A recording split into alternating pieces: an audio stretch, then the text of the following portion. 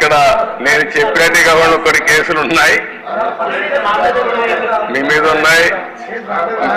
కేసులు పెట్టిన వాళ్ళు మీరు ఒకసారి లేండి.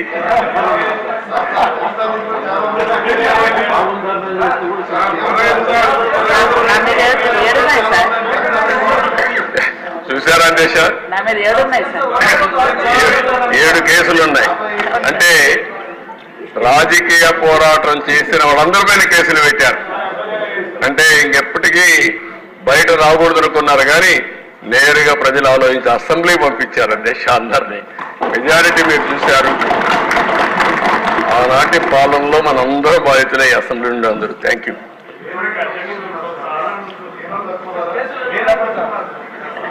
నెక్స్ట్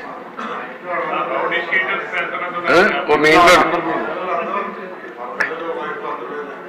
నారాయణ గారు చెప్పినట్టు ఇది నేను చెప్పింది వాళ్ళ పేర్లే ఎక్కువ టైం అవుతుంది చెప్పలేకపోయాను, కానీ ఇంట్లో ఉంటే మన పెళ్ళిళ్ళు పిలిచేవాళ్ళం కుటుంబ సమేతంగా. ఇప్పుడు కుటుంబ పరివారం అందరిపైన కేసులు పెట్టారు.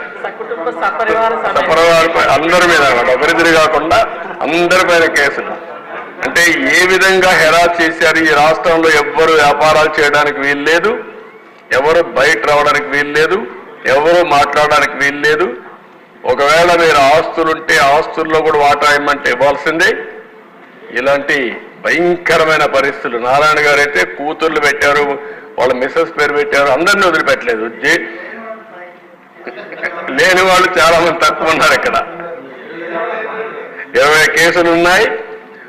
అల్లుణ్ణి, కూతుర్ని, భార్యని అందరినీ సిబిసిఐడి తీసుకొచ్చి ఎక్కడికక్కడ ఎంక్వైరీ మీద ఎంక్వైరీ ఎన్ని చేయాలని చేసే పరిస్థితికి వచ్చారు. ఇప్పుడే ఒక చంద్రమోహన్ రెడ్డి గారు చెప్తున్నారు, కేసులు లేని వాళ్ళు పుణ్యాత్ములు, వాళ్ళకు బోనస్ అది ఎవరున్నారు పైకి లేవని ఒకసారి చూపించడానికి. కేసులు లేని వాళ్ళు అదృష్టవంతుల వాళ్ళు. చూసారా దేశ కేసులు లేని వాళ్ళు వీళ్ళు మాత్రం మెజారిటీ బాధితులు. Okay, thank you.